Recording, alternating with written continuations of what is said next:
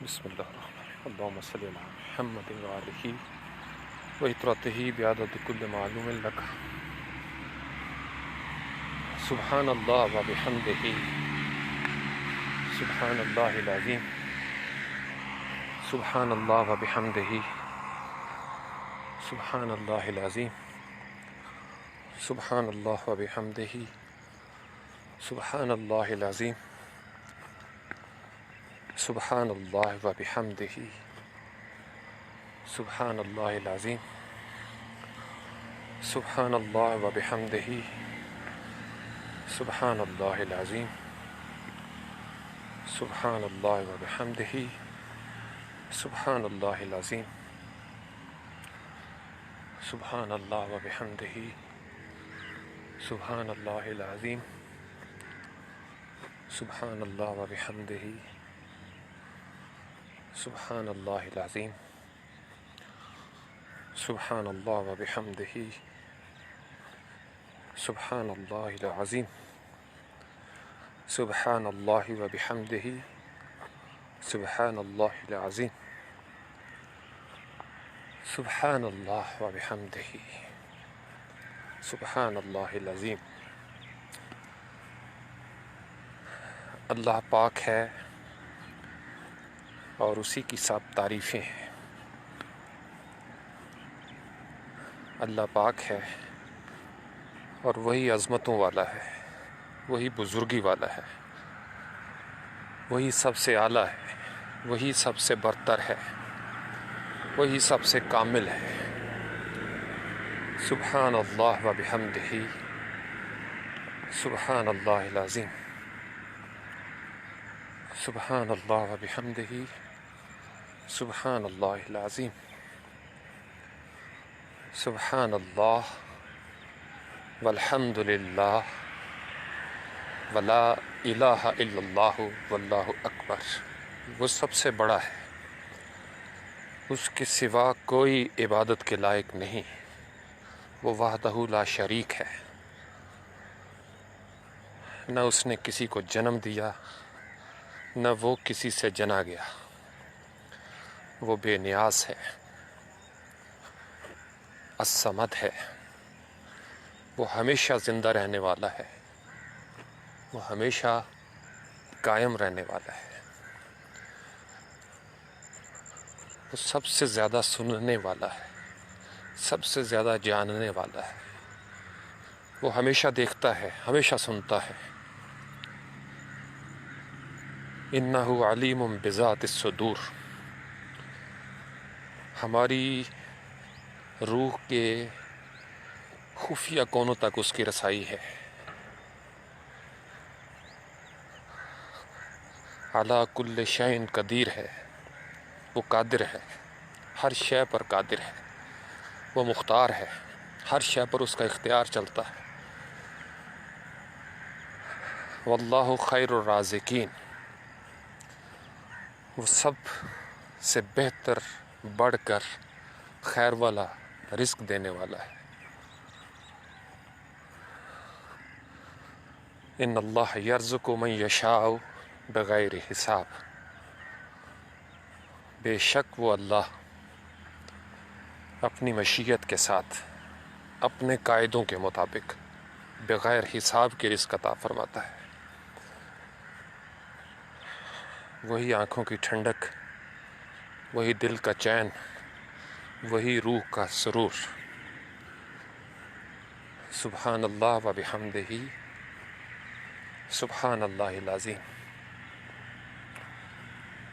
سبحان اللہ و بحمدہ سبحان اللہ العظیم۔ اور اسی بے نیاز اللہ نے قرآن پاک میں ایک ہستی صلی اللہ علیہ وآلہ وسلم کا ذکر کیا ہے، اور یہ دنیائے انسانیت کی تاریخ میں واحد ہستی جن کا اس طرح ذکر آیا ہے۔ تمام تر ڈیوائن اسکرپچرز کے اندر جتنی الہامی کتب ہیں، صحف ہیں، صرف ایک ہستی جن کے لیے یہ سند ملی ایک ایسی کتاب میں جسے قرآن کہا گیا، فرقان کہا گیا، نور کہا گیا، شفا کہا گیا، جسے کوئی کبھی غلط ثابت نہیں کر سکتا، جس کا کوئی بدل نہیں، جس کی کوئی مثال نہیں، جسے کوئی جھٹلا نہیں سکتا،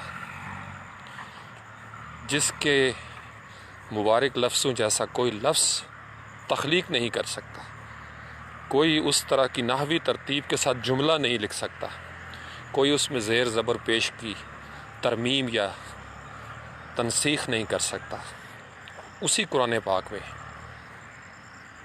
نبی پاک علیہ السلام کا ذکر ہے، واحد ہستی، ان اللہ و ملائکتہ یصلون علی النبی یا ایہا الذین آمنوا صلوا علیہ وسلموا تسلیما۔ بے شک اللہ اور اس کے فرشتے نبی صلی اللہ علیہ وآلہ وسلم پر یصلی کرتے ہیں، درود بھیجتے ہیں، بھیجتے رہتے ہیں، بھیجتے رہیں گے۔ اے ایمان والو جو مانتے ہو، جو تسلیم کرتے ہو، جن کا مان ہے، آپ بھی صلو علیہ کیا کریں، درود بھیجا کریں ان پر، وسلموا تسلیمات بجا لایا کریں، بچھ بچھ جایا کریں، جھک جھک جایا کریں، لاڈ بھرے انداز میں، تسلیمہ ایسے بچھنا ہے جیسے بچھنے کا حق ہے، اپنی اپنی مرضی سے نہیں، اپنے اپنے موڈ کے مطابق نہیں، بلکہ رولز اینڈ ریگولیشنز کے مطابق، الوہی لہجے کے مطابق، الوہی تعلیمات کے مطابق، ادب کے ساتھ، انظرنا کے ساتھ، صلی اللہ علیہ وآلہ وسلم، صلی اللہ علیہ وآلہ وسلم، صلی اللہ علیہ وآلہ وسلم۔ اللہم صلی علی سیدنا و مولانا محمد وآلہ و اطرتہ بعدد کل معلوم لک۔ سب دیکھنے سننے والوں کو السلام علیکم ورحمۃ اللہ وبرکاتہ۔ زندگی پھر سے اپنی پرانی ڈگر پہ ہے، اور یہ جو صبح کا معمول ہے، ایک طویل عرصہ ہو گیا میں آپ لوگوں کے ساتھ صبح فی البدیہہ انداز میں وہ بات شیئر کرتا ہوں جو میرے دل میں چل رہی ہوتی ہے، اور آپ لوگوں کو تلقین بھی کرتا ہوں، نصیحت بھی کرتا ہوں کئی سالوں سے۔ اور مجھے یاد ہے کہ تقریباً 2012 کے بعد سے تو آنورڈ میں اس پہ ریگولر ہوں، جو میری پروفائل پہ ہیں دے نو اٹ۔ ایک زندگی کا یہ جو روپ ہے صبح خیزی والا، اس کے بارے میں بہت بڑا ایڈوکیٹ ہوں اس کا، اور چونکہ خود کرتا ہوں اس لیے آپ لوگوں کو یقین کے ساتھ کہتا ہوں، اور بڑے ایمان کے ساتھ کہتا ہوں، اور زور دے کر کہتا ہوں۔ بہت سارے نوجوان اس عادت کی طرف آئے ہیں، مجھے بڑی خوشی ہوتی ہے ان کو دیکھ کر۔ درمیان میں انسان سست بھی ہو جاتا ہے، بعض اوقات حالات ایسے ہوتے ہیں، کوئی بات نہیں، مستقل آپ کسی عادت کے ساتھ رہیں۔ اس کا تعلق جو ہے نا، وہ اگر صرف قرآن پاک میں سے میں ایک حوالہ دوں تو مجھے جو سب سے زیادہ انسپریشن ملتی ہے قرآن پاک کی آیہ کریمہ کے ایک، جس کا مفہوم یہ ہے، وہ جیسے کچھ الفاظ اس طرح کے ہیں، اِنَّ قرآن الفجر کان مشہودا، کہ بے شک صبح کی جو فجر کی جو تلاوت ہے، پڑھنا ہے جو اس کا قرآن کا، وہ اس کا درجہ جو ہے وٹنسنگ کا وہ ایک الگ طرح کا ہے، مشہود ہوتا ہے وہ۔ تو مجھے یاد ہے کہ جب ہم چھوٹے تھے تو ہمارے گھروں میں صبح کی تلاوت کا ایک معمول تھا، اب بھی ہے بہت سارے گھروں میں، لیکن زیادہ تر گھروں میں تلاوت کا وہ جو joint family recitation of the holy قرآن تھا نا، وہ ختم ہو گیا، کہ بچے بھی پڑھ رہے ہوں، اور دیڑھ پن والے بھی، اور بڑے بزرگ جو ہیں وہ بھی اپنا اپنا قرآن پاک لے کے بیٹھے ہوں۔ یعنی ایک وقت تھا کہ ہم قرآن پاک کی باری کا انتظار کرتے تھے، اگر قرآن ایک ہے یا دو ہیں تو ہم کہتے تھے جلدی سے ہماری باری آئے، ہم نے بھی پڑھنا ہے۔ اب تو ہر گھر میں موبائل ہے، آپ موبائل کی ایپس کو ڈاؤن لوڈ کریں اور ایک تو یہ معمول بنا لیں کہ یہ صبح خیزی کی میں آپ کو بات بتا رہا ہوں کہ قرآن سے ہمیں یہ سند ملتی ہے، اور میری آنکھوں دیکھے واقعات ہیں، میرے اپنے گھر میں بیتی ہوئی بات ہے، اس لیے میں کہیں باہر نہیں جاتا۔ ہمارے گھر میں جب ہم بہت چھوٹے تھے تو ہماری بیجی، اللہ کریم ان کو کروڑ کروڑ جنت نصیب کرے اور ان کے درجات بلند فرمائے، ان کا یہ معمول تھا کہ وہ گاؤں میں بچوں کو پڑھایا کرتی تھیں قرآن پاک۔ تو صبح صبح ایک طرف پراٹھے ان کے ہاتھوں کی، وہ پراٹھے جب بناتی تھی تو ان کے ہاتھوں کی وہ آواز، آٹے کے پیڑے سے لے کے توے تک وہ جو پراٹھا ڈالا جاتا تھا، وہ ابھی تک ہمارے سب کو جو ہماری ایج کے ہیں یا ہم سے تھوڑا بڑے ہیں، تو صبح صبح بچے آ جاتے تھے، وہ ایک چونترا ہوتا ہے ہماری زبان میں، وہاں پہ بیٹھتے تھے اور پھر قرآن پاک ہم سب اپنا اپنا قاعدہ پڑھتے تھے یا جو جس سے پارے میں ہے۔ تو بے جی دور سے ہی روٹی بناتے ہوئے، چونکہ پھر ہم نے اسکول جانا ہوتا تھا تو بڑا پہرا دیا انہوں نے تو نام لے لے کے انہوں نے بتانا کہ فلاں تم غلط پڑھ رہے ہو، فلاں تم ایسا پڑھو۔ پھر ہم جب کبھی ننہال جاتے تھے، بڑے ماموں جی ہمارے جو ہیں سید گل حیدر شاہ بخاری، تو ان کی بھی میری بڑی انسپریشن ہے میری زندگی میں علمی حوالے سے۔ ان کی عادتیں بڑی زبردست ہیں ایجوکیٹ کرنے والی، یعنی میری زندگی میں اگر کوئی 2-3 بندوں کی چھاپ علمی طور پر میں دیکھوں، وہ لوگ جن کے قول و فعل میں تضاد نہیں، تو اس میں میری ٹاپ پرائرٹی پہ بیجی تو مجھے وہ تو میری بیجی ہیں۔ ایک بیجی سے بڑی ہستی جو امی جی کے بھی ماموں تھے، سید صابر حسین شاہ، جن کے ساتھ مجھے جوانی میں اعتکاف بیٹھنے کا شرف بھی حاصل ہوا، ڈاکٹر سید شہباز کے والد محترم، امی جی کے ماموں، ہم بھی انہیں ماموں کہتے تھے، آپ لوگ جانتے ہی ہیں۔ پھر میرے تایا ابو ہیں سید صابر حسین شاہ، اللہ کریم ان سب نیک روحوں کے درجات بلند فرمائے، ان کی مغفرت فرمائے، ان کی عزت بحال رکھے۔ تو ان کے ساتھ بھی وہ چونکہ کاشتکار تھے تو میں بچپن میں بڑا لاڈلا ان کا، آخر تک میں رہا ہوں لاڈلا ان کا۔ تو وہ جب مونجی لگاتے نا چاول وغیرہ، تو رات کو پھر اس کے اوپر وہ ایک مچان سی بناتے ہوتے تھے کہ پگز وغیرہ یا دوسرے جانور آتے ہیں تو وہ خراب کرتے ہیں فصل کو۔ تو ایک دفعہ مجھے یاد ہے، میں چھوٹا سا تھا، میں بھی ان کے ساتھ چلا گیا، تو ان سے بھی میں نے زندگی کی بہت ساری باتیں سیکھی ہیں۔ اور ننہال میں سب سے زیادہ اگر میں کسی کا حوالہ دوں گا، ایک ہی ہستی جن کے ساتھ علمی طور پر میری بڑی وابستگی رہی ہے اور جن کا میں دل سے بڑا احترام بھی کرتا ہوں، چونکہ ان میں منافقت نہیں ہے کسی بھی حوالے سے، وہ بڑے ماموں ہیں سید گل حیدر شاہ بخاری، اللہ کریم ان کو صحت کاملہ عاجلہ عطا فرمائے۔ چونکہ انسان جو بچہ ہوتا ہے نا، وہ بڑا سائلنٹ آبزرور ہوتا ہے، وہ دیکھ رہا ہوتا ہے کہ کون اس کو کیا سکھا رہا ہے۔ تو اب جب میں مڑ کے دیکھتا ہوں تو مجھے ماموں جی کا بھی وہ سراپا اس میں نظر آتا ہے کہ ہمارے بال تک کٹوانے انہوں نے خود مل مل کے ہمیں نلکا چلا کے ہمیں نہلاتے تھے، چھوٹی چھوٹی باتیں سکھانی زندگی میں۔ تو ان کے گھر میں بھی یعنی یہ بڑا ایک ڈسپلن تھا قرآن کی تلاوت کا۔ تو وہاں جب جانا تو اسپیشل یہی کام ہوتا تھا صبح کے، چلو پہلے نماز پڑھو، پھر تلاوت کرو، اور پھر صبح کی سیر کرو جا کے۔ تو ہم لوگ، میں اور امین شاہ اور نسیم حیدر شاہ، ہم لوگ نکل جاتے تھے باہر گھومنے پھرنے، پھر مختلف درختوں پہ چڑھنا، وہ جو بچپن میں جو مشاغل ہوتے ہیں۔ تو ایک تو یہ قرآن کی سند ہے، دوسرا احادیث، مجھے اب یاد نہیں کہ ابن ماجہ میں ہے یا مسند احمد میں، یہ آپ سرچ کر سکتے ہیں یا علماء کرام سے پوچھ سکتے ہیں۔ بہرحال یہ صحیح حدیث ہے، صحیح سند کے ساتھ، کہ صبح کے وقت جو ہے وہ رزق بانٹا جاتا ہے۔ اس طرح کے الفاظ آئے ہیں کہ اللہ کریم جو ہے وہ آسمان دنیا پہ، یعنی سمبولک انداز میں بتایا گیا ہے کہ میں قریب ہو جاتا ہوں بالکل۔ تو ویسے بھی اگر ہم قرآن اور احادیث سے باہر نکل کے نیچر پہ بھی آبزرو کریں نا، پوری دنیا میں جتنے انٹلیکچوئلز ہیں، سکسیسفل پیپل،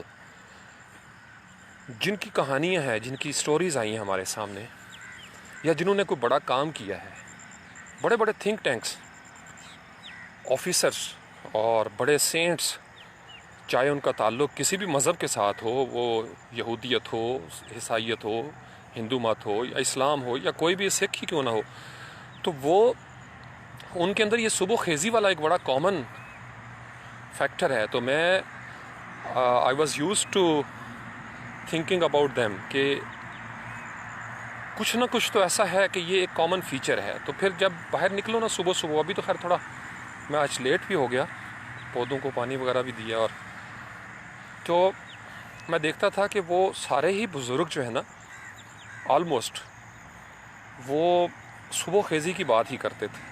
اور پھر باہر نکلو دیکھو تو چڑیاں چہچاتی ہیں صبح کے ٹائم، ان کی چہچہاٹ ڈیفرنٹ ہوتی ہے، ان کی رونق مختلف ہوتی ہے، پودے بڑے تر و تازہ، آکسیجن کو اگر آپ دیکھو تو فریش ہو چکا ہوتا ہے ماحول، آپ کا رات کی جو پولوشن ہوتی ہے وہ بیٹھ چکی ہوتی ہے، اور صبح صبح فضا میں سانس لینا ویسے بھی بڑا اچھا لگتا ہے.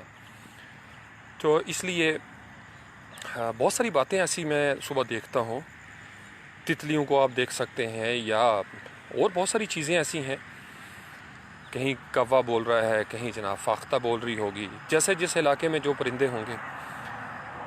اور جانور بھی کئی، جو جانور رات کے تھے وہ بلوں میں گھس جاتے ہیں، وہ واپس چلے جاتے ہیں، لیکن جن کا کام صبح شروع ہوتا ہے وہ صبح اپنے گھونسلے سے نکلتے ہیں اور پھر شام کو واپس لوٹتے ہیں.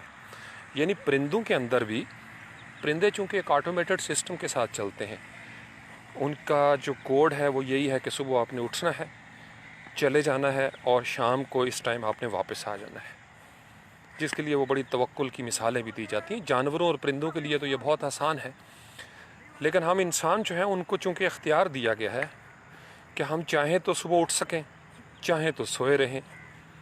تو مجھے یہ لگتا ہے کہ اس زمین کے سفر میں ہمارے اختیار کا یہ جو ہمیں آزادی بھی ملی ہے، ایک محدود پیمانے پر، محدود اس لیے کہ اللہ کی جانب سے اگر کوئی حد بھی لگائی گئی ہوگی تو وہ حد بھی ہماری سمجھ میں نہیں آ سکتی کہ وہ حد جو ہے وہ کس قدر محدود ہے یا ہمارے لیے کس قدر لامحدود ہے. جیسے میں چلتے ہوئے جتنے قدم اٹھا رہا ہوں، یہ میری ایک حد ہے.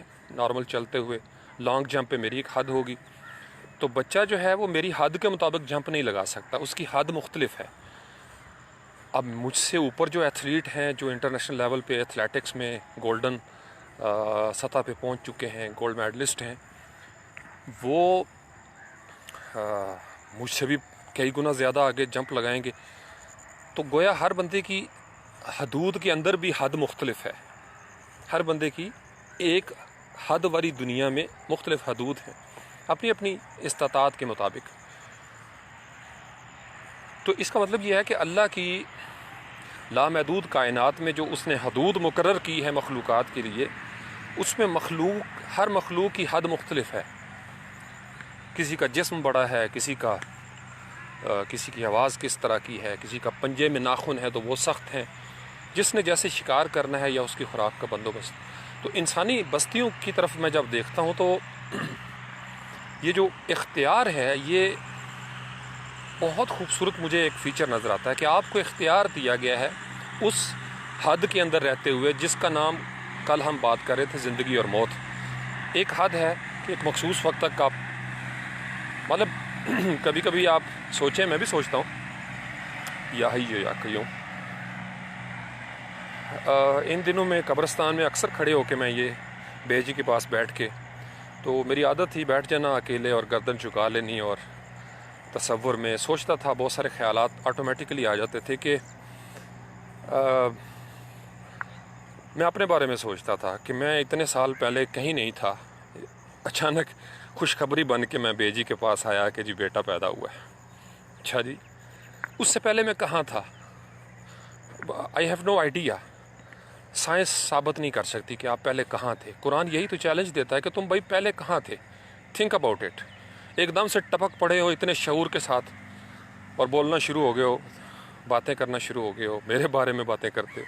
تم تھے کہاں پہلے؟ یعنی تمہارا کوئی نین نقش نہیں تھا، تمہارا کوئی وجود نہیں تھا، تمہارا کوئی ذکر نہیں تھا. یعنی تم غیر مذکور سی چیز تھے، تم ایک دم سے آگے پیدا ہو گئے.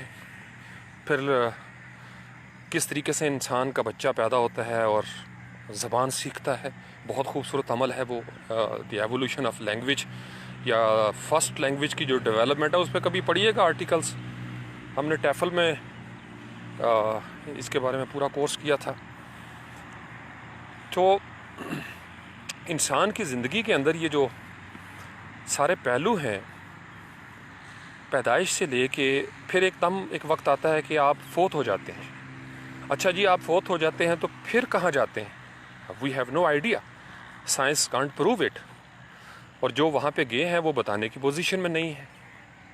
بالکل ایسے ہی جیسے جو روحیں ابھی تک نہیں آئیں وہ یہ بتانے کی پوزیشن میں نہیں ہے کہ ہم نے آنا ہے تو کس خاندان میں آنا ہے. یہ اللہ تعالیٰ نے ایسے کرٹنز لگا دیے، حجابات، پردے ہیں. یا قیوم. تو جب آپ کو یہ نہیں پتا کہ آپ پہلے کہاں تھے اور آپ کو یہ بھی نہیں احساس ہو رہا کہ آپ فوت ہوتے ہیں تو آپ کی روح کہاں چلی جاتی ہے، یہ سائنٹیفک انداز میں بتا رہا ہوں آپ کو.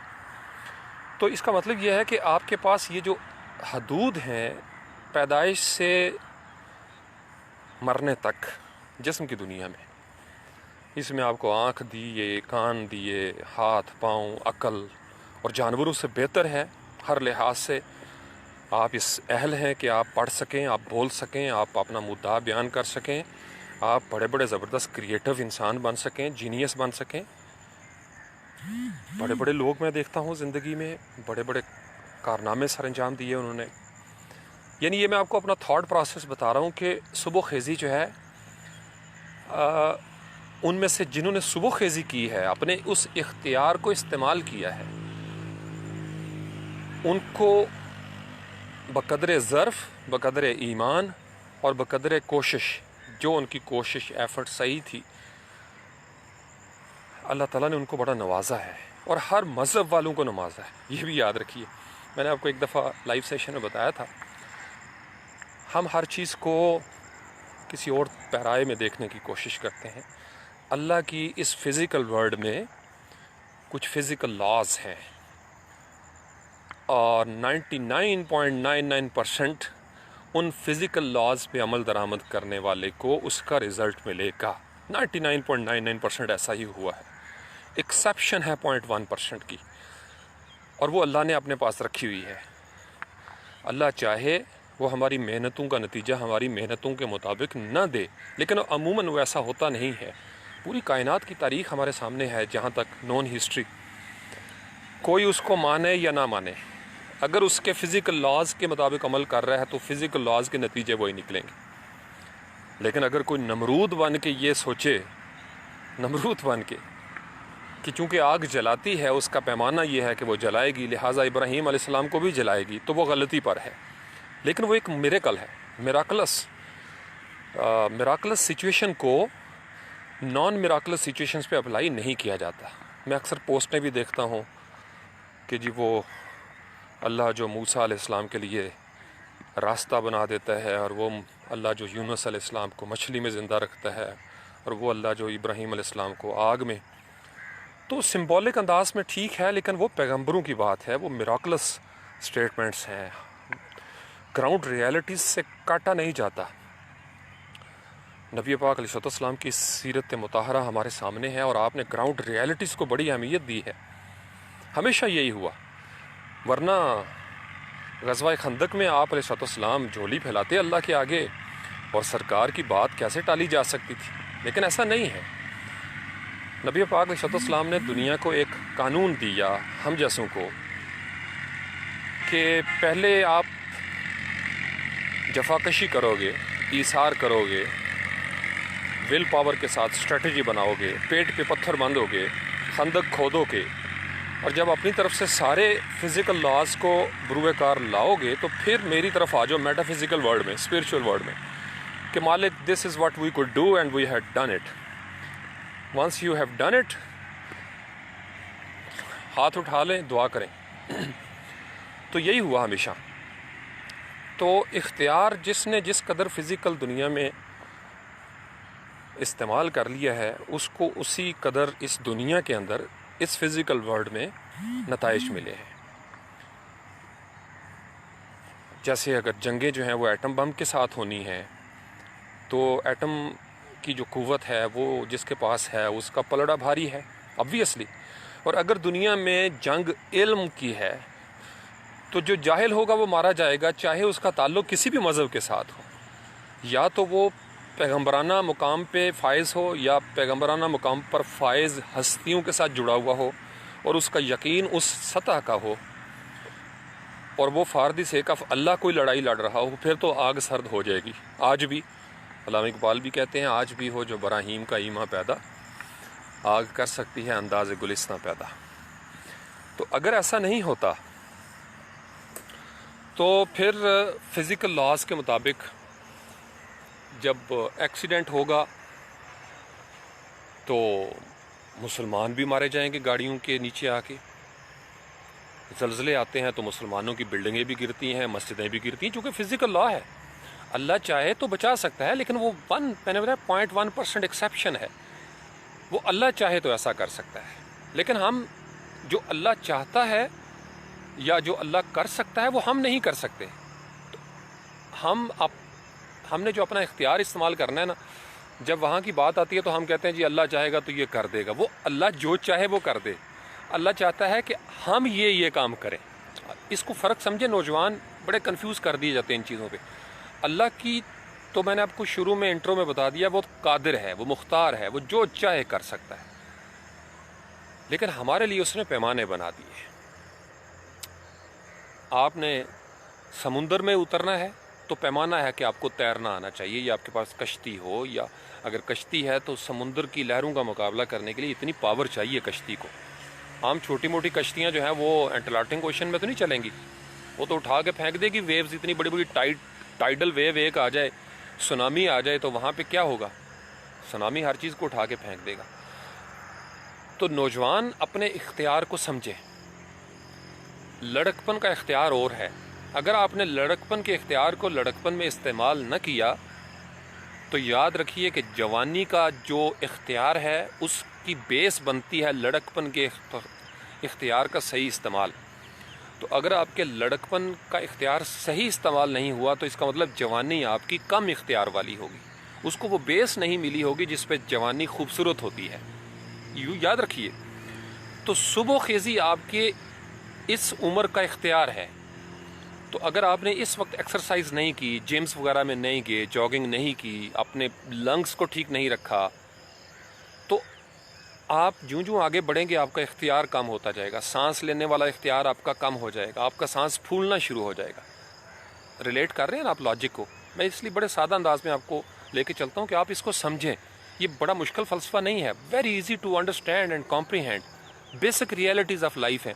ہمیں مشکل فلسفی میں الجھا دیا جاتا ہے اور ان کی چال یہی ہے کہ ہم بحث کے اندر پڑے رہیں اور جو اختیار ہمیں آج 2020 میں استعمال کرنا تھا وہ ہم نہ کر سکیں تو ہمارا 2020 ضائع ہو جائے گا، پھر 21 آ جائے گا. تو جب آپ نے اپنے اختیار کو صحیح استعمال نہیں کیا تو آپ بتائیے کہ اللہ تعالیٰ آپ کے لیے فزیکل ورلڈ میں کیا میریکل کرے گا. You are not prophet, I am not prophet. ہم کوئی پیغمبرانہ شعور والے بھی نہیں ہیں. تو اس لیے ہوتا یہ ہے کہ دنیا میں جو لوگ اختیار استعمال کرتے ہیں، باکسنگ رنگ میں جو اپنا اختیار استعمال کرتے ہیں، کرکٹ کی دنیا میں جو اپنا اختیار استعمال کرتے ہیں، پوری دنیا میں بزنس کے اندر جو ٹیکنالوجی کا ابھی یہ زمانہ چل رہا ہے، جس نے جیسا اختیار استعمال کیا ہے وہ اس کا پیج، اس کا چینل، اس کی لائف. تو اکثر نوجوان یہ شکوہ کرتے ہوئے دکھائی دیتے ہیں کہ جی ہمیں حالات ایسے نہیں ملے. یا ٹھیک ہے، حالات کا بھی اختیار ہوتا ہے. والدین اپنا اختیار استعمال کرتے ہیں تو ان کے بچوں کو بہتر مستقبل ملتا ہے. مڑ کے دیکھیں، آپ کہانیاں اٹھا کے دیکھیں جن کے والدین نے اپنے اختیار کو استعمال نہیں کیا یا غلط استعمال کیا. دونوں باتیں ہیں. اگر آپ کا اختیار رات والی آیہ کریمہ کے ساتھ جوڑ لیں، الذی خلق الموت والحیات لیبلوکم ایکم احسن عملا وہو العزیز الغفور، تو خلق کے موت اور حیات کا اختیار اگر آپ نے زندگی کا اختیار صحیح استعمال کیا ہے تو اس کا مطلب یہ ہے کہ عزت بھی ہوگی، مقام بھی ہوگا اولاد کے لیے. ہم سب سٹرگل کرتے ہیں، سب انسان، اور ہمیشہ آنے والی نسلیں پہلے سے بہتر ہوتی چلی جاتی ہیں. لیکن اگر والدین جو ہیں وہ کرمنل ہوں، جیسے یہ ابھی موٹر وے زیادتی کیس کا واقعہ آپ کے سامنے ہے، تو جن لوگوں نے یہ حرکتیں کی ہیں انہوں نے اپنے اختیارات کا غلط استعمال کیا. مردانہ قوت ایک اختیار ہے، کہیں پہ خواتین ایسی قوت استعمال کرتی ہیں، تو اس اختیار کا استعمال اگر غلط ہوگا، ناپسندیدہ ہو جائے گا، تو اس کا مطلب یہ ہے کہ ان کی اولادوں کو بھی یہ بھگتنا پڑتا ہے، ان کے ساتھ جڑے ہوئے لوگوں کو بھی اس کو بھگتنا پڑتا ہے. تو اس لیے جیسے کہتے ہیں نا، فلاں نے اپنے عہدے کا غلط استعمال کیا، اپنے اختیارات کا ناجائز فائدہ اٹھایا، تو آپ اپنے اختیار کا ناجائز فائدہ اٹھائیں گے تو آپ سے اعلیٰ اختیار والا پھر آپ کو پکڑے گا. ایک نظام ہے، اللہ تعالیٰ نے ہر چیز کے اوپر چیک اینڈ بیلنس رکھا ہوا ہے. اس دنیا میں بھی جو اپنے عہدے کا ناجائز استعمال کرتا ہے اس کے اوپر بھی چیک اینڈ بیلنس ہے، مختلف ادارے بنے ہوتے ہیں. تو صبح خیزی پہ میں صرف آپ کو مرکوز کرنا چاہتا ہوں، جس لمحے میں آپ ہیں اس لمحے کا صحیح استعمال کریں، صحیح اختیار استعمال کریں. صبح خیزی کی طرف آ جائیں، زیادہ نہیں تو جو لوگ کم از کم مجھ سے انسپریشن لیتے ہیں، میں چونکہ پہلے کر کے دکھاتا ہوں، بہت سارے آپ میں سے کوئی درجن بھر سے زیادہ تو میں دیکھ ہی رہا ہوں کہ جو ہو گئے ہیں، مزید آئیں، 300 کے لگ بھگ جو ہے نا وہ آ جائیں. ہم ایک میں جو ویژن ہے میرا کہ میرے پاس یہ 300 بندے ہوں، 300 روحیں ایسی ہوں جو مجھے یہ رپورٹ دے رہی ہوں صبح اٹھ کے کہ سر آج ہم نے فلاں سپارے کی تلاوت بھی کی ہے، ان معنی پر غور کیا ہے، اپنے اختیار کا یہ استعمال کیا ہے سر. اور سر آج ہم نے صبح جب ہم نکلے تو پھول نظر آیا، چڑیا نظر آئی، سر آج یہ ایک نئی چیز نظر آئی ہے، سر فلاں درخت پہ پتے آنا شروع ہو گئے. آپ سمجھ رہے ہو یہ جتنی باتیں میں نے کی ہیں نا صبح کے، میرے جو ریپیٹیشن ہے، ذکر جس کو میں کہتا ہوں، اب آپ گوگل پہ اس کی سرچ بھی کیجئے گا. ہمارا تو بچپن سے معمول ہے کہ صبح جب آپ نکلتے ہیں اور آپ کچھ پڑھتے ہیں کوئی بار بار استقامت کے ساتھ، تو اس کا آپ کی اسپرچول دنیا میں بڑے اس کے آپ کی زندگی کے اندر ایک میگنیٹک پاور پیدا ہونا شروع ہو جاتی ہے.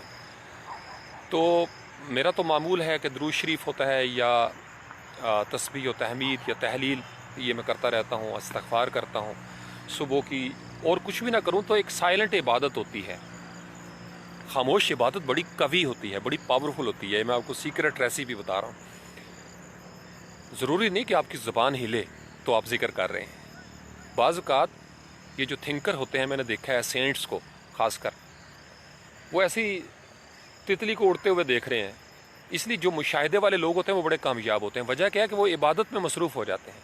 اگر ان کا کانسیپٹ بھی اللہ کے ساتھ ہو جائے مربوط کہ یار کتنی how beautiful this butter fly is, what about the creator, یعنی اتنی خوبصورت یہ تتلی ہے، اس کے رنگ اتنے پیارے ہیں، اس کے پر اتنے خوبصورت ہیں، یار کیا اس کی معصوم حرکتیں ہیں، تو یار یہ پھول دیکھو کیا خوبصورت ہے. تو کیا خوبصورت ہوگا وہ مالک جس نے یہ پیدا کیا. کہاں سے نکلا ہے یہ بیج میں، یہ حسن کہاں پہ تھا، بیج میں خوشبو کہاں تھی. تو انسان سوچتا ہے، جب انسان سوچتا ہے نا تو یہ تفکر کہلاتا ہے. اور تفکر کی عبادت کا قرآن نے کئی جگہ پر مور دین 700 ٹائمز تفکر کی عبادت کی تلقین کی ہے کہ میرے بارے میں سوچو، یہ کریشن کے بارے میں. یہ تم میں آیتیں اکثر آپ کو سناتا ہوں کہ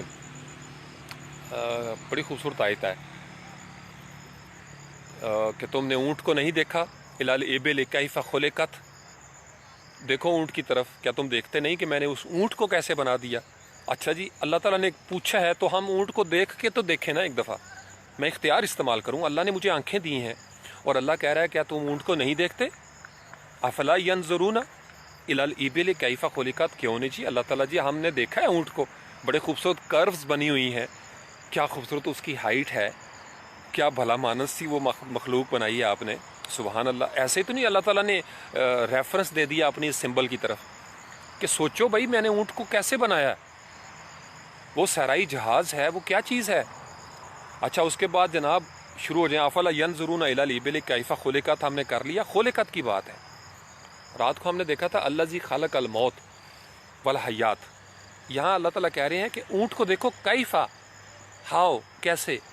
کس کیفیت میں خلقت میں نے اس کو خلق کیا ہے. وَإِلَى السَّمَاءِ آسمان کو دیکھو. اچھا جی احادیث میں آتا ہے کہ نبی پاک علیہ السلام کبھی کبھی اس طرح آسمان کی طرف دیکھا کرتے تھے، چپ چاپ کچھ بھی نہیں کہتے تھے، خاموشی سے آپ صلی اللہ علیہ وآلہ وسلم آسمان کی طرف دیکھا کرتے تھے، گم ہو جاتے تھے بادلوں میں، اس کی نیلاہٹوں میں. گویا آسمان کی طرف دیکھنا بھی سنت ہے. اور قرآن یہ کہہ رہا ہے وَإِلَى السَّمَاءِ كَيْفَ رُفِعَتْ، پیچھے وہی چل رہی ہے افلا ينظرون والی، یعنی افلا ينظرون پہلے اونٹ کے ساتھ جوڑی گئی، پھر افلا ينظرون إِلَى السَّمَاءِ كَيْفَ رُفِعَتْ، آسمان کو دیکھو میں نے اس کو کیسے رفعت عطا کر دی. آسمان کو دیکھو میں نے اس کو کیسے رفعت عطا کر دی، بلندی. بھائی دیکھتے انسان کوئی پلر نہیں ہے، سائنس تو کہتی ہے گیسز ہیں، لیکن اللہ تعالیٰ کہہ رہے ہیں کہ تم دیکھو اس کو کیسے بنا سکتا ہے کوئی اتنا بڑا چھت، بے ستون چھت، واقعی کوئی نہیں بنا سکتا. تو انسان کے اندر عبادت کے وہ جو سائلنٹ پہلو ہیں وہ آشکار ہو جاتے ہیں، پاور آتی ہے اس کو. تیسرے نمبر پہ وَإِلَى الْجِبَالِ كَيْفَ نُصِبَتْ، افلا ينظرون وہی چل رہا ہے شروع والا، افلا ينظرون کیا تم نہیں دیکھتے، إِلَى الْجِبَالِ كَيْفَ نُصِبَتْ، پہاڑوں کی طرف، جبال جبل کی جمع ہے، کہ میں نے ان کو کیسے نصب کر دیا ہے. پہاڑوں کو دیکھو نا میں نے کیسے گاڑ دیا ہے. اب انسان سوچتا ہے کہ یار واقعی یہ کہاں سے آ گئے ایک دم سے، ان کے اندر منرلز ہیں، سونے چاندی کے انبار لگے ہوئے ہیں، نمکیات ہیں، پتہ نہیں کیا کیا ہے. اور قرآن کہتا ہے کہ اگر یہ پہاڑ میں میخوں کی طرح نہ گاڑتا تو یہ زمین تمہیں لے کے لڑک جاتی. اور پہاڑ مجھے تو بڑے اچھے لگتے ہیں، میں تو آئی ایم ماؤنٹین لور، میں تو کہتا ہوں میری زندگی پہاڑوں پہ گزر جائے، میرے تو ڈی این اے میں پہاڑ ہیں.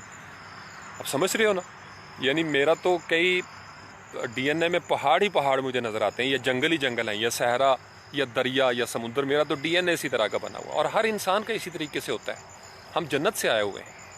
وَإِلَى الْجِبَالِ كَيْفَ نُصِبَتْ، تو پہاڑوں کو دیکھنا بھی عبادت ہے، غور کرنا. یعنی ایک تو ہوتا ہے نا آپ نے سرسری سی اچٹتی سی نظر ڈالی، ایک ہے کہ آپ نے اس کو دیکھا، لنک اپ کیا کہ یار واہ واہ، یار مخلوق ایسی ہے تو خالق کیسا ہوگا، اس کی مضبوطی کیسی ہوگی. اور پھر آگے وَإِلَى الْأَرْضِ كَيْفَ سُطِحَتْ، أَفَلَا يَنْظُرُونَ إِلَى الْأَرْضِ كَيْفَ سُطِحَتْ، زمین کو دیکھو میں نے اس کو کیسے پھیلا دیا ہے. گویا زمین کوئی ایسی مخلوق ہے، ایسی چیز ہے جس کو پھیلا دیا گیا ہے. پہلے لپٹی ہوئی تھی، اور پھر احادیث میں بھی ہے، کچھ آیتوں میں بھی ذکر آتا ہے کہ اس کو لپیٹ دیا جائے گا. کہتے ہیں نا چلو جی اپنا بوریا بستر لپیٹو اور ختم کرو یہ تماشا. عام طور پر ہم دیکھتے ہیں کہ لکی رانی سرکس والے آتے تھے، وہ ایک مخصوص وقت کے بعد تماشا دکھا کے اپنا بوریا بستر لپیٹتے تھے اور کسی دوسرے شہر میں چلے جاتے تھے. تو یہ دنیا کا تماشا جو لگا ہوا ہے، ہماری دنیا کا جو ہم نے ہمارے انسانوں کے لیے، یہ ایک وقت آتا ہے کہ سب جب وہ کیا ہے کہ سب ٹھاٹھ پڑا رہ جاوے گا جب لاد چلے گا بنجارا. یہ سب کچھ ہم اپنا بوریا بستر لپیٹتے ہیں، حکم آتا ہے کہ آ جاؤ بھائی فاروق شاہ، آ جاؤ بھائی سیدہ غلام زہرا. اور وہ اولاد پاس بیٹھی ہو، لاڈلا ترین شوہر پاس بیٹھا ہو، کھڑا ہو، سارے ایک سے بڑھ کر ایک لاڈلے بچے پاس ہوں، شی ول نیور اسٹاپ، چونکہ اس کو مالک کا حکم آ گیا کہ آ جاؤ بھائی. تو یہاں سے گھوم کے یہ جو میں نے آپ کے سامنے قرآن پاک کی آیت بھی رکھی، مور دین 700 ٹائمز تفکر کی بات ہے. تفکر ایک بہت بڑا اختیار ہے. سائلنٹ آبزرور بن جائیں فطرت کے. میں آپ کو بتا رہا ہوں، اگر آپ نے زندگی سے کچھ پاورفل چیزیں لینی ہے، تھوڑا عام رویوں سے ہٹ کے کچھ آپ کو چاہیے، تو غور و فکر کرنے والے بن جائیں، مشاہدہ کرنے والے بن جائیں، قوموں کے عروج و زوال کا مشاہدہ کریں. اپنے سامنے بچے آپ کے پیدا ہوتے ہیں، گلی میں محلے میں آپ کے کزن چھوٹے، ان کو دیکھیں، آپ بھی ایسے ہی تھے. مجھے نہیں یاد کہ میں کیسے چلتا تھا اس وقت، لیکن کسی بچے کو دیکھ کے مجھے پتا ہے کہ میں بھی ایسے ہی چلتا تھا. چونکہ یہ 99.99% تو بلکہ 100% بھی کہہ لیں آپ کے سملر ہی فیز چل رہا ہے سارا، ماں سوائے جیسے ایکسیپشنز ہیں نا. 0.1 حضرت عیسیٰ علیہ السلام ہے، ابھی پنگوڑے میں ہے تو بول پڑتے ہیں، اس علاقے کا پوری زبان ان کو آتی ہے، پورے جملے ان کو آتے ہیں، لب و لہجہ بھی ہے، ان کا سٹائل، ان کا سیمینٹکس وہ ساری پوری ہے، اسلوب بھی، معنویت بھی، سارا کچھ ان کے اندر ہے، اور وہ کہتے ہیں میں پیغمبر ہوں، کتاب دے کر بھیجا گیا ہوں، نبی ہوں۔ تو اللہ چاہے 0.1% تو وہ اس کا محتاج نہیں کہ بچہ 2-3 سال کے بعد ہی لینگویج لرننگ کرے گا۔ میں نے آپ کو بتایا اللہ کا اختیار اور ہے، لیکن نارمل 99.99% بچے کو جو سکھایا جائے گا، ہم اپنا جو اختیار استعمال کریں گے۔ ہمارے اختیار میں اگر گالیاں ہوں گی تو بچہ بھی گالیاں سیکھ لے گا، لیکن اگر ماحول نے اختیار اچھا استعمال کیا ہے تو بچے پہ اچھی زبان دانی کا اثر ہوگا۔ اگر سماج اپنے اختیارات کو غلط استعمال کر رہا ہے، ماحول میں جبر ہے، تو مجبوریاں انسان کو نچلی صفوں تک جبر کے ماحول کو پیدا کرتی چلی جائیں گی۔ ٹاپ معاشروں کے ٹاپ سطح پہ جب جبر ہوتا ہے یا عدل نہیں ہوتا تو نچلی سطح تک اس کے اثرات چلے جاتے ہیں، کیونکہ اوپر اگر غلط استعمال ہو رہا ہے اختیارات کا، اکابرین جن کی بڑی ذمہ داری ہے، تو یاد رکھیے کہ فیکٹری کا مالک اگر اپنے اختیارات کا غلط استعمال کرے گا ان پر جن پر اس کا اختیار چلتا ہے، تو اسی فیکٹری کا چوکی دار بھی غلط استعمال کرے گا ان پر جس پر اس کا اختیار غلط وہ چلتا ہے۔ تو گویا اوپر سے شروع ہوئی جو بات ہے، اس کو آپ ریلیٹ کریں نبی پاک علیہ السلام کی حدیث کے ساتھ کہ تم سے پہلے والی قومیں اس لیے ہلاک ہو گئیں کہ جب کوئی بڑا جرم کرتا تو اس کو چھوڑ دیا جاتا، چھوٹا جرم کرتا تو اس کو سزا دی جاتی، عام۔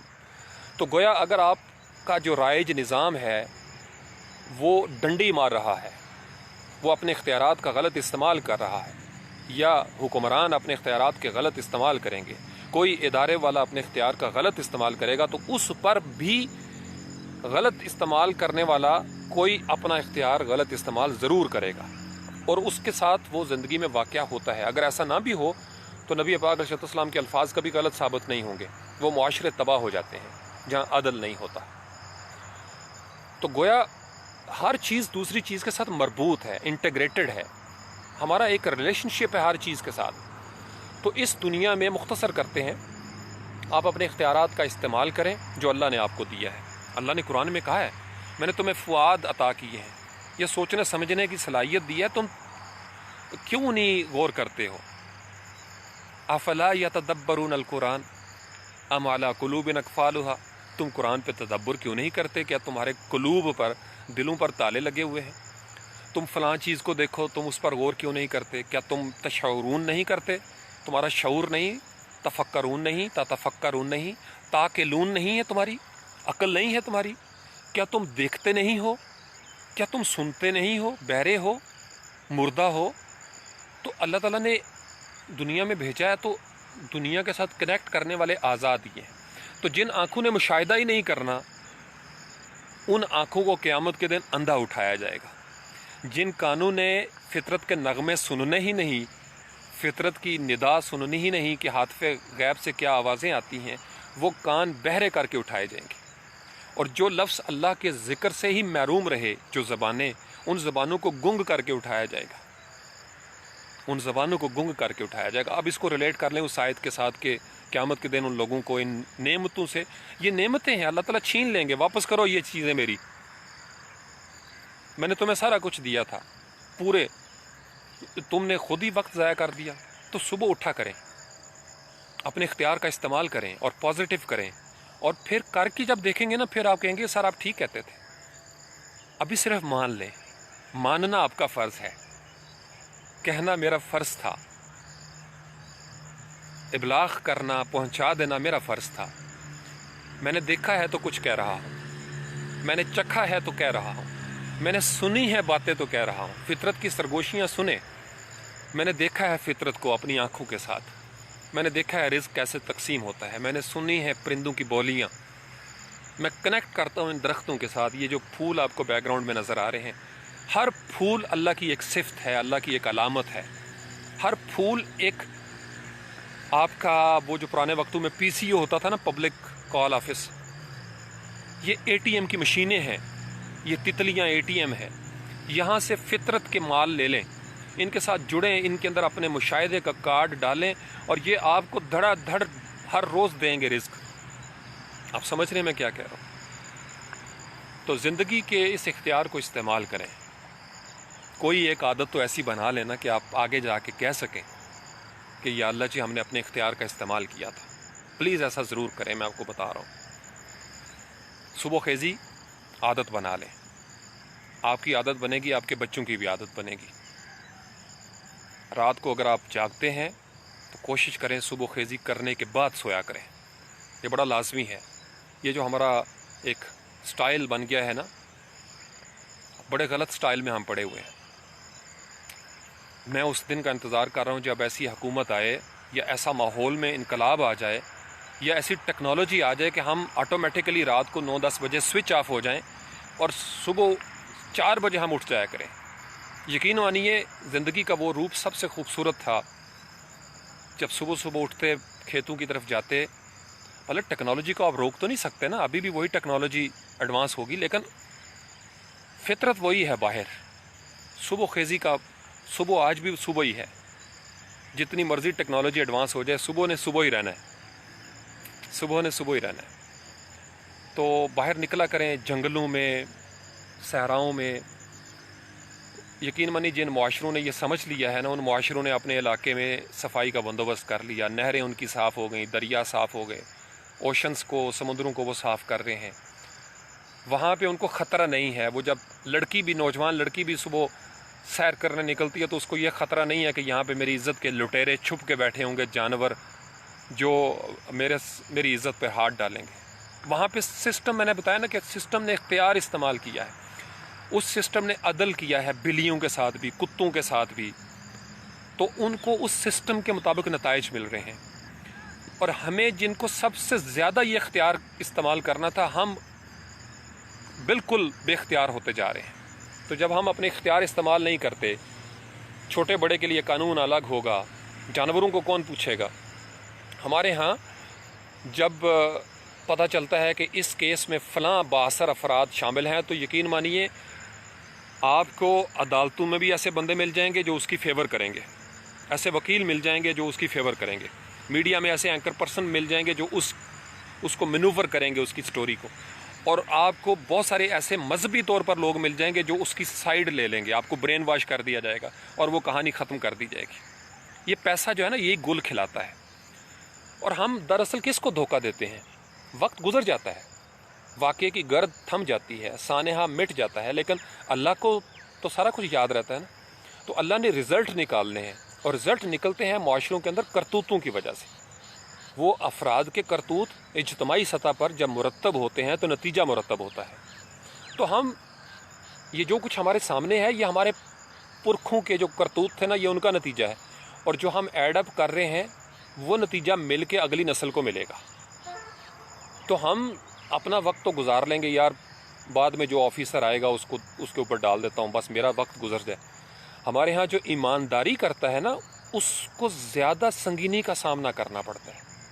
یعنی ایسے اداروں کے اندر برانچز بنی ہوئی ہیں, میں خود دیکھ کے آیا ہوں کہ ایماندار بندہ زیادہ ڈرتا ہے کہ اس کو پولیس اٹھا کے نہ لے جائے, اس کے اوپر کوئی کیس نہ ہو جائے, چونکہ وہ ایماندار ہے. چونکہ جو بے ایمان ہے اس کے اوپر کیس نہیں ہوگا, اس لیے کہ بے ایمانوں کا تعلق بے ایمانوں کے ساتھ ہے اور وہ طاقت میں بیٹھے ہوئے ہیں. ایماندار ڈر رہا ہے اس معاشرے میں کہ میرے اوپر کیس نہ ہو جائے. ایماندار ڈر رہا ہے کہ اس کی گاڑی سے کوئی چرس نہ نکل آئے, کوئی اسلحہ نہ اس کے اوپر ڈال دیا جائے. آپ سمجھ رہے ہو, ہم ایک بندے کو تو مار دیں گے, ایک بندے پہ جھوٹا مقدمہ بھی بنا دیں گے. وہ جو اللہ الحق ہے اور اللہ جو صادق ہے, جو دیکھ رہا ہے, کیا وہ اپنا اختیار استعمال نہیں کرے گا پھر؟ یقین مانو جن لوگوں نے ایسی حرکتیں کی ہیں, آج ان کی کہانیاں جا کے دیکھیں, ان کی قبروں پہ کوئی کھڑا نہیں ہوتا, ان کی اولادیں بد کردار ہو گئی ہیں. اس حرام نے ان کے گھروں کو تباہ و برباد کر دیا ہے. یہ عام مشاہدے کی بات آپ کو بتا رہا ہوں, اور مزے کی بات کہ اسی میڈیا پہ ایسے واقعات بھی سامنے آتے ہیں. تو میں اس کو جب دیکھتا ہوں تو میں اس میں سے, چونکہ غور کرنا اللہ کا حکم ہے کہ غور کرو, تفکر کرنا اللہ کا حکم ہے کہ تفکر کرو, عقل استعمال کرنا اللہ کا حکم ہے, سننا اللہ کا حکم ہے, دیکھنا اللہ کا حکم ہے. دیکھو اور ریلیٹ کرو چیزوں کو, لاجیکل کنکلوژن بناؤ اور میری طرف لوٹ آؤ. مجھے یاد رکھو, مجھے مت بھولو. جو اللہ کو بھلا دیتا ہے نا, جو پیسے لے کر رشوت لے کر کسی معصوم بے گناہ پر مقدمے ڈالتا ہے، جو ڈراتا ہے دانشوروں کو، تھنک ٹینکس کو جو ڈر بنا ہوئے ہیں، یقین مانیے وہ ڈر کے جاتے ہیں اس دنیا سے اور ان کو ڈرایا جاتا ہے۔ میں نے خود دیکھا ہے، سچے انسان کو ڈرانے والے جھوٹے معاشرے ڈر جایا کرتے ہیں۔ جہاں سچے انسان سکھ کی سانس نہیں لے سکتے، ان معاشروں سے سکھ چھین لیا جاتا ہے۔ جہاں آپ کسی صادق قلم کی نب توڑیں گے نا، وہاں اسی جھوٹے معاشرے میں جھوٹے لوگوں کی گردنیں ٹوٹتی میں نے دیکھی ہیں۔ تو اللہ کا اختیار استعمال کیا کریں جو اس نے آپ کو دیا ہے۔ صبح خیزی کریں، صبح خیزی کی یہ ساری برکتیں ہیں۔ صبح صبح خیالات بالکل فریش ہوتے ہیں۔ جیسے یہ درخت ہے نا، کبھی ابھی تو نہیں ہوگا اس پہ، تو اس میں سے پانی بھی ٹپکتا ہے، ہر چیز فریش ہوتی ہے، پولوشن نہیں ہوتی۔ تو آپ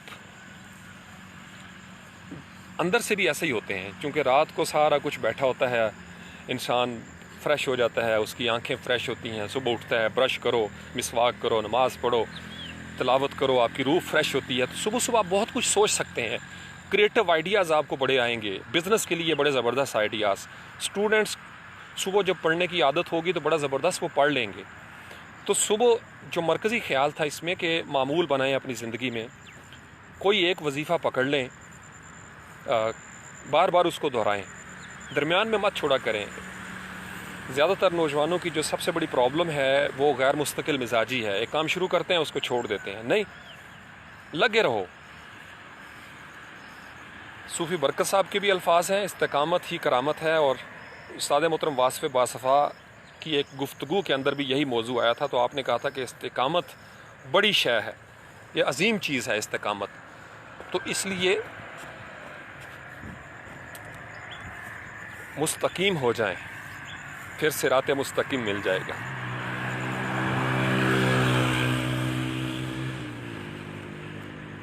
جو مستقیم ہوگا اسے صراط مستقیم مل جائے گا، یا جسے صراط مستقیم مل گیا وہ مستقیم ہو جائے گا، ایک ہی بات ہے۔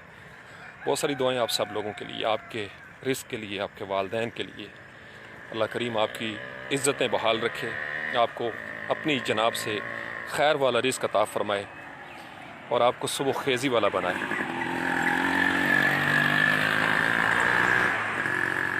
صبح خیزی بڑی زبردست ہے، صبح کی سیر کریں۔